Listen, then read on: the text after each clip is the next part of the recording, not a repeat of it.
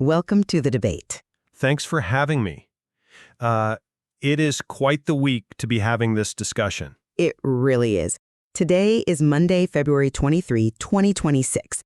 And while if you spend any time tracking the creator economy, you know we are right in the middle of what people are calling the Great AI Purge. Right, and that is not an exaggeration. No, it's really not. We aren't just talking about a few spam bots getting deleted in the middle of the night.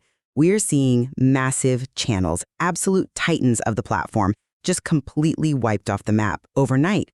Channels like Cuentos Fascinantes, which had, I think, 5.9 million subscribers, gone. Imperio de Jesus, 5.8 million, gone. Yeah, and it's not just the mega channels, which is honestly what scares me more. Mid-sized innovators, channels that were actually beloved by their niche audiences like Screen Culture and Keat Studio, they've been flagged or terminated. We are talking about billions of archived views just vanishing into the ether. Exactly. Which brings us to the core question we need to resolve on today's show. Is YouTube's aggressive enforcement of its new inauthentic content policy a necessary survival mechanism to save the platform from drowning in AI slop? Or is it a heavy-handed algorithmic overcorrection that crushes legitimate innovation? And for the listeners, I will be arguing that this crackdown is a dangerously vague overcorrection that relies on flawed detection systems, punishing efficiency, and gatekeeping new creators. And I will be representing a position that this enforcement is a vital, necessary quality control measure. I'll argue that smart automation is distinct from slop, and these policies actually protect the crucial connection between the creator and the audience. Well, I think you know where I stand from the outset here. I look at this purge and I see a dragnet. It's a policy that relies on completely subjective definitions and probabilistic detection, guessing, essentially, to punish efficiency. It is effectively a giant do not enter sign for any new creator trying to scale their business without a Hollywood budget. And I'm going to argue the exact opposite. I believe this is the most important quality control measure the platform has implemented in a decade, maybe ever. Look, smart automation is not the same thing as slop. If the platform doesn't draw a hard line right now, that core bond between creator and audience is going to shatter entirely. Because if everything is just content, then nothing is content. That is a nice soundbite, and I know the purity of creation is a compelling angle. But when you look at the collateral damage, the reality is much messier. Walk me through why you think this nuclear option was the only way. Gladly. I mean, we really have to look at the ecosystem as it stood in late 2025. You have to remember what the feed looked like. It wasn't just cluttered, it was actively becoming toxic.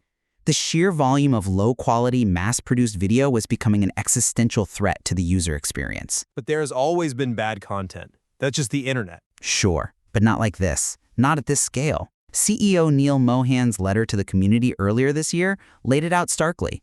Over 1 million channels were using AI tools daily. That sounds great for tech adoption metrics, but the actual result was a flood of noise that completely buried the signal. You just couldn't find the human beings anymore. Noise is highly subjective, though. One person's noise is another person's background entertainment. Is it? Let's look at the actual policy shift. On July 15, 2025, when YouTube officially renamed the repetitious content policy to inauthentic content, they weren't just playing word games. They were signaling a fundamental shift in how they value media. They aren't banning the technology itself, they are banning laziness. If you look at the deep dive analysis from Cyberd and Upgrowth, the distinction is actually quite sharp. You are safe as long as there is significant human input and transformative value. But significant human input is a legal fiction. It's a phrase that sounds great in a press release, but it is effectively impossible to code into a detection algorithm. What is significant? Is it 10% human, 50%? I disagree that it's a fiction. It's a quality filter, and it's designed to protect the one thing that actually pays the bills for everyone, which is advertiser trust. We have to talk about the economics here because that drives everything.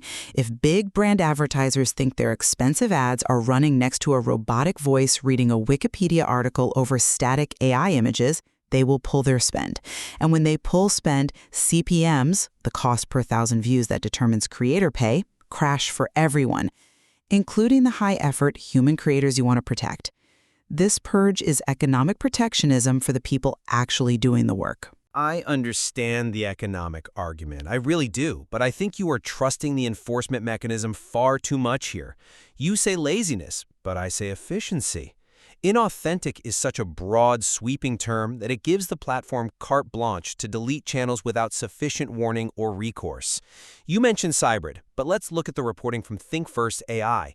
They highlighted channels like Screen Culture. These guys had over 2 billion combined views. 2 billion. They weren't bots, they were curators, and they were wiped out, often because they failed to navigate a really complex new set of disclosure rules, not because they were malicious spammers. Right, but were they adding original value, or were they just repackaging other people's intellectual property with a new filter on it? They were entertaining millions of people. That is value. But my biggest concern isn't even the intent of the policy, it's the specific tool being used to judge it. As vidIQ has pointed out repeatedly in their technical breakdowns, AI detection is probabilistic. It makes an educated guess. It literally says there is an 85% chance this script was written by an LLM. It is incredibly prone to false positives. It flags real stock footage as fake. When you automate the policing of automation, you create a Kafka-esque nightmare. A legitimate creator, maybe a shy person running a faceless channel, gets labeled as spam just because they use modern software tools to be efficient. I am just not convinced that efficiency is the highest virtue we should be protecting on a creative video platform. It's not about virtue, though. It's about accessibility. Not everyone has a fully funded film crew. But if that accessibility comes at the direct cost of the viewer experience, it is a net negative. We really need to dig into this definition of slop versus smart automation, because I think that's where our perspectives diverge the most. Let's do it, because the definition is absolutely where the bodies are buried here. Look, AI slop isn't just a slur people throw around on social media. It has a specific technical signature. Reports from Millex and Outlier Kit have broken this down extensively. We are talking about mass-produced, templated content. Static AI-generated slideshows, generic text-to-speech narration that consistently mispronounces words, scripts that have zero emotional arc because they were literally churned out by a model trained purely on SEO keywords. This content is designed solely to click farm. It exists just to trick the algorithm into thinking it's relevant. Okay, but let me just finish this one point because it's crucial. This content depresses the entire ecosystem because it floods the recommendation tabs. When a user clicks 3 of those low-effort videos in a row and gets absolute garbage, they close the app. That hurts every single creator. It burns the field. I hear ya, but I just don't buy that it is always that black and white. Outlier Kit, the exact same source you just cited, identifies faceless storytelling and ambient soundscapes as top growth niches for 2026. These are massive categories. So let me ask you a specific question. If I run a channel that provides an 8-hour ambient rain video generated by AI to help people sleep, is that slop? Strictly speaking, under the core definition, It's templated, it's highly repetitive, it's mass-produced. But it provides a genuine, tangible service that millions of people use to get through the night. Under a strict reading of the unauthentic content policy, that channel is entirely at risk. that is a fair edge case to bring up, but I would frame it differently. The policy specifically targets content that is only slightly different from video to video. A legitimate ambient channel usually has highly distinct sound design or visual curation. Compare that to a top 10 dog breeds channel. Slop is when you use the exact same visual template, the exact same pacing, and the exact same robotic voice to churn out 50 videos a day where the only variable changing is the stock photo of the dog. That isn't creating, that's just manufacturing. But you are assuming the detection systems can cleanly tell the difference between Kurzgesagt, which we can agree is the absolute gold standard of faceless animation, and a top 10 farm. Thinverse AI specifically notes that the system flags content based on mass production patterns. So here's the immediate danger. A legitimate creator trying to scale a faceless channel might use tools like short vids or easy tubers. These are completely legitimate software businesses. But if I use them to optimize my workflow and I manage to upload 3 high-quality AI-assisted videos a day, am I a spammer? Or am I just working harder and smarter than the vlogger who uploads once a week? Honestly, if you're uploading 3 fully produced videos a day, every single day, I would argue it is highly unlikely you are doing the human work required to make them genuinely distinct. You might be working hard, sure, but you aren't working creatively. And this brings us nicely to the second and probably most controversial point we need to hit, the human element. Ah, yes, the elusive human element. Tell me, how exactly does an algorithm measure a soul? It's not about measuring a soul, it's about measuring input and intent. Cyberid's analysis is very clear on this standard. AI can be used for dubbing. It can be used for background animation. In fact, YouTube even released their own native tools for this. They actively want you to use AI. But the main theme in the commentary must be human. This restores the bond. If I am sitting down to watch a video essay, I want to know that a human mind actually organized those thoughts, even if a synthetic voice is reading them for better production value. See, that sounds beautiful in a corporate brochure. Restoring the bond. But practically, on the ground, it is a complete mess. What are the actual quantifiable metrics for human value? If you look at the creator discussions on Reddit right now regarding these bans, there is genuine panic. People are utterly confused about how much editing actually constitutes originality. It's about the fundamental transformation of the source material. Is it, though? Let's say I write a brilliant original script. Pure human creativity, Pulitzer-level stuff.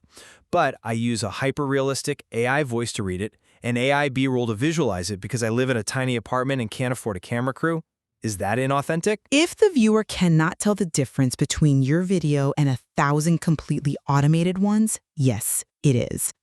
Upgrowth advises creators in India specifically, where this is a massive, booming industry, that mere text-to-speech or stock footage compilations are out. They are done. The standard is transformative. If you write the script, that's a good start. But if the visual execution is a generic template, you haven't transformed the material enough for a visual medium. You are essentially asking for the reward of a filmmaker without doing the actual filmmaking. That is an incredibly elitist take. Have you considered that this fundamentally favors established, wealthy personalities? Variety Australia recently reported that top YouTubers are literally buying actual studio lots now. The bar for entry is becoming impossibly high. By demanding this TV-level standard of transformative production value, the new rules push the platform toward TV Lite.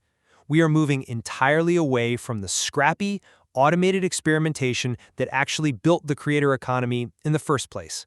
We are protecting the rich incumbents and kicking the ladder away from the kid with a laptop and a clever AI workflow. I completely disagree with that framing. The kid with a laptop can still absolutely win, but they have to have a point of view. They cannot just have a monthly subscription to ChatGPT and Midjourney and call themselves a creator. They need a distinct voice. But we do need to talk about the mechanism of trust here, because that leads right into the new disclosure rules. Yes, the disclosure trap. This is exactly where the legal reality hits the algorithmic wall. It's not a trap, it's transparency. YouTube has introduced a mandatory checkbox in YouTube Studio. You must disclose if content is synthetic. This is crucial for protecting identity. vidIQ highlights the new likeness detection tools that allow creators to quickly remove AI simulations of their face or their voice. This is entirely about preventing fraud. It protects the audience from deepfakes, and it aligns with the broader push we are seeing with the No Fakes Act. How can you possibly argue against protecting people from deepfakes? I am not arguing against preventing malicious deepfakes. I am arguing against the insane complexity of the implementation for honest creators. Thinkiverse AI highlights what they call the misleading metadata trap. Let's say I make a science video about space exploration. I use an AI tool to generate a really cool futuristic thumbnail of a Mars base. Okay, standard practice. Right, but that event hasn't happened yet. It's not a real photograph. If I don't properly disclose that in the exact way the system wants, it's potentially a double violation. Misleading metadata plus undisclosed AI. It creates an absolute minefield where a single checkbox error from an honest creator can lead to immediate channel termination. But that is misleading metadata. If you show a photorealistic image of a Mars base that doesn't exist just to get a click, you are functionally lying to the audience about what they're about to see. It's concept art. YouTube has always relied on heavily stylized clickbaity thumbnails. Now, purely because an AI rendered it, it's suddenly a bannable offense? But here is the deeper legal bind, which I know you appreciate the precision on. The U.S. Copyright Office has clearly stated that purely AI-generated work isn't copyrightable. Correct. That is the current legal standing. Exactly. So this puts smart automation creators in a lose-lose situation. They absolutely must disclose the use of AI to YouTube to avoid being banned, but by disclosing it publicly with a platform label, they are effectively admitting their work lacks full copyright protection, opening them up to having their content legally stolen by competitors. If I mark my video as synthetic, I am basically painting a giant target on my back for pirates. That is a tricky legal nuance, I will admit. It does put creators between a rock and a hard place right now. But the platform's ultimate priority has to be the viewer experience, not the creator's legal convenience regarding copyright law. And frankly, if the work is purely AI-generated, perhaps it shouldn't be copyrighted anyway. But let's look at the money, because that's usually where the underlying truth lies in these debates. Always follow the money. Always. YouTube has paid out over $100 billion to creators in the last 4 years. That is a massive, unprecedented economy. Millex points out that this crackdown is fundamentally a necessary quality filter. Cleaning up the platform ensures that that money goes to real creators, not automated bot farms. If 20% of the ad inventory is being wasted on slop that nobody really watches, or where they only watch for 10 seconds before clicking away, that drastically lowers the value of every single ad slot on the platform. This enforcement is sheer economic protectionism for the human creator. Or, alternatively, it is a highly convenient way for the platform to demonetize high-volume channels without cause, simply to save on massive payouts. WordStream released a report showing that publication frequency technically does not correlate to views or engagement, yet the new policy explicitly penalizes overposting as a primary signal of slop. Because overposting usually is slop. No human can make 5 great videos a day. Not necessarily. There are news channels, financial ticker channels, market update channels. These formats naturally require frequent posting. By broadly labeling efficiency as inauthentic, YouTube gets to keep the ad revenue or simply stop paying out to smaller, high-output channels. It feels less like quality control and more like they are arbitrarily trimming the payroll. I think that is a very cynical view. WordStream also advises that videos actually growing your audience is the key metric that matters. If you overpost low-quality content, you burn your audience retention. YouTube is just enforcing a best practice that helps creators in the long run. But they are enforcing it with a sledgehammer, and they are using AI to catch AI, which is incredibly dangerous. vidIQ mentioned that the likeness detection tool is probabilistic. That means it literally rolls the dice. If it thinks your color grading looks too perfect, or your voiceover sounds too synthetic, you get flagged. And good luck successfully appealing to an automated bot. You absolutely can appeal. And Upgrowth suggests that if you are rejected, you can reapply after 30 days if you actually address the platform's feedback. Address the feedback? The feedback is usually just a vague, inauthentic content tag on your dashboard. How do you fix that if you don't even know which 3 seconds of your 10-minute video triggered the AI detector in the first place? You fix it by putting your actual face on camera, or by using your real, unedited voice. You fix it by being undeniably human. That is the safest path forward. Not everyone wants to be on camera, nor should they have to be. The Faceless channel has been a totally legitimate path to financial independence for thousands of people. Introverts, people living in countries with restrictive speech laws, people who just deeply value their privacy. Outlier Kit lists niches like faceless gaming and ambient soundscapes as top earners for a reason. These sweeping changes threaten to wipe out that entire sector, unless they conform to a very specific, TV-centric idea of what a creator is supposed to look like. I think you are conflating faceless with soulless. A faceless channel can still have a massive amount of soul. Kurzgesagt has soul. The Dad's Eye has soul.